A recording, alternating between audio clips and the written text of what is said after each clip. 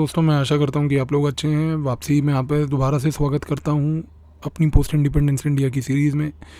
हम बात कर रहे हैं थीम नंबर 2 की, legacy of Indian national movement.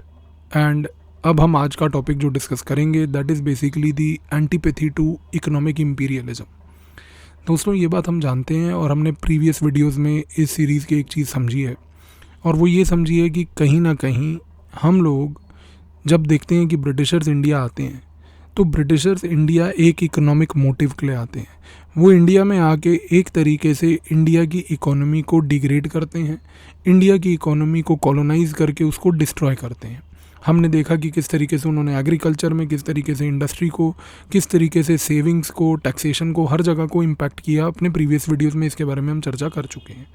सबसे बड़ा सवाल अब ये उठता है कि जब इंडिया की इकोनॉमी इतनी फ्रेजाइल हो चुकी थी तो उस समय हमारे नेशनल मूवमेंट के जो लीडर्स थे उन्होंने क्या किया। So question here is what did the national leaders do. तो आप एक चीज़ समझ लीजिए दोस्तों कि जब इंडिया की इकोनॉमी को ब्रिटिशर्स ने एक तरीके से डेसिमेट किया, एक तरीके से डिग्रेड किया, तो कहीं ना कहीं हमारे जो नेशनलिस्ट लीडर्स थे उन लीडर्स के सामने एक ये बहुत बड़ा चैलेंज था। और चैलेंज उनके सामने दोस्तों ये था कि हम किस तरीके से इंडिया में नंबर 1 एक इकोनॉमिक कॉन्शियसनेस बिल्ड करें।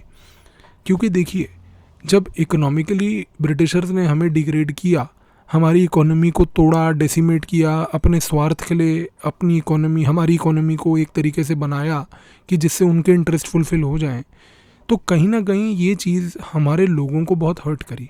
हमारे लोगों के मन में ये था कि भाई हम आज़ादी की लड़ाई लड़ रहे हैं, हम इंडिपेंडेंट होना चाहते हैं, but will we be even successful economically as a state once we become independent? That was a big question mark that our people had in our mind.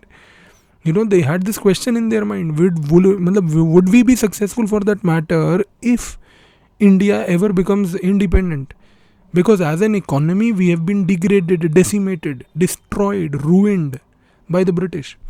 So this is the place where, friends, the nationalist leaders played a very important role in building up the economic consciousness of the people. And in building up this economic consciousness, they gave an antipathy to the imperialism. तो अब आप एक चीज़ समझिए यहाँ पे कि जब nationalist leaders ने देखा कि भाई हमारे लोगों में एक तरीके से डर है, भ्रम है, फियर है, हमें इस डर को दूर करने के लिए लोगों को भरोसा दिलाना है, तो नेशनलिस्ट लीडर्स ने बार बार क्या बात बोली। सबसे पहले नेशनलिस्ट लीडर्स ने एक बात बोली कि भाई इंडिया आज़ाद होने के बाद सेल्फ रिलायंट बनेगा।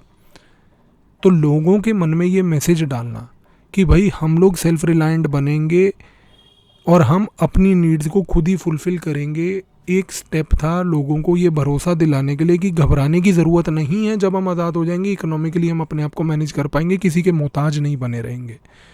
साथ में ब्रिटिशर्स के टाइम पे इंडिया के नेशनलिस्ट लीडर्स ने एक बहुत महत्वपूर्ण चीज़ ये भी करी दोस्तों कि उन्होंने ये बोला कि भाई हम सेल्फ रिलायंट तो बनेंगे ही बनेंगे, but more important is self reliant से बनने से ज़्यादा कि हम एक तरीके से very very importantly collective effort करेंगे।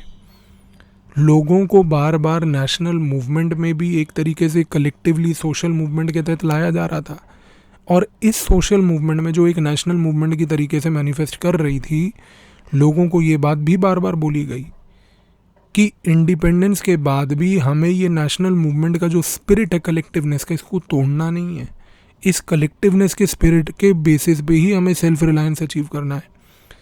तो लोगों के मन में जब ये बात डाली गई कि भाई कलेक्टिवनेस इज़ द की, लोगों के मन में जब ये बात डाली गई कि भाई self reliance can be achieved very effectively if we are all together, तो इस केस में अब आप समझिए कि नेशनल मूवमेंट के दौरान हमारी नेशनल मूवमेंट की लीडरशिप ने लोगों के मन में सोशलिज्म के सीड्स डालने शुरू कर दिए।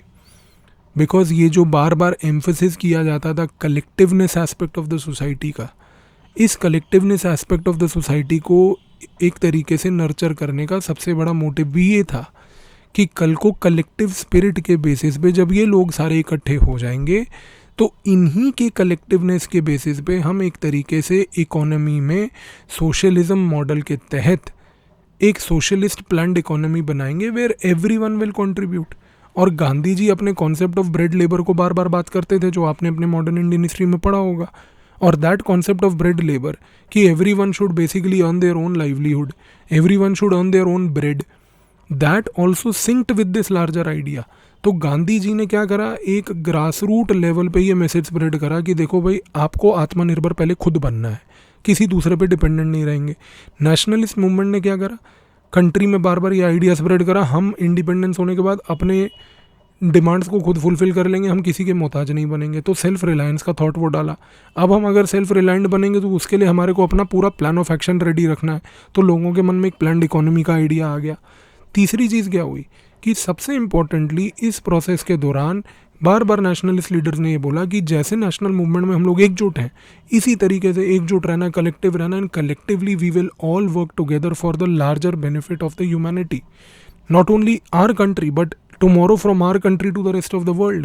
That was a larger generalization which we will see later on manifested in the form of non-alignment also.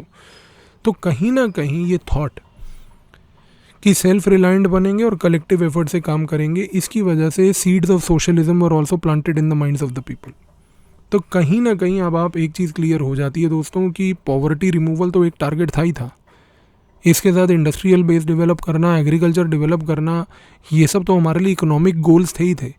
पर जो मैं आपको बोलने की कोशिश कर रहा हूँ वो क्या है कि हमारे इन इकोनॉमिक गोल्स के पीछे थॉट प्रोसेस क्या था, फिलॉसफी क्या थी। तो वो फिलॉसफी अगर आप अपने मन में डाल लेते हैं तो इस केस में आपको ये चीज़ समझ आ जाएगी। और देखिए, हमने पूरी इकोनॉमिक ग्रोथ को, पूरे इकोनॉमिक डेवलपमेंट को एक तरीके से लिंक करा सोसाइटी से, कलेक्टिवनेस से, सोशल एस्पेक्ट से।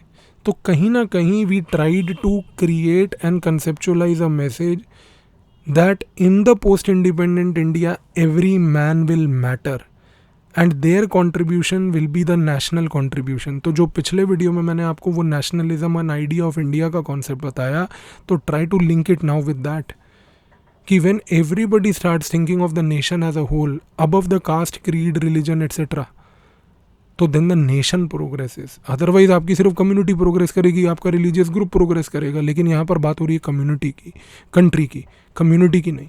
तो इस कॉन्सेप्ट में एक पूरा इकोसिस्टम पेश करके लोगों के सामने ये रखा गया। तो आई होप कि इस वीडियो से आपको ये थॉट बिल्कुल क्लियर हो गया होगा कि नेशनल मूवमेंट के दौरान एक तरीके से इकोनॉमिक कॉन्शियसनेस कैसे बिल्ड हुई।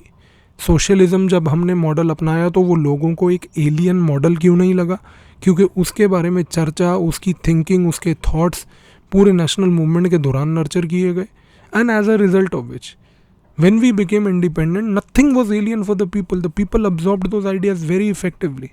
So that is the idea that you have to keep in mind. So I hope this concept is clear to you.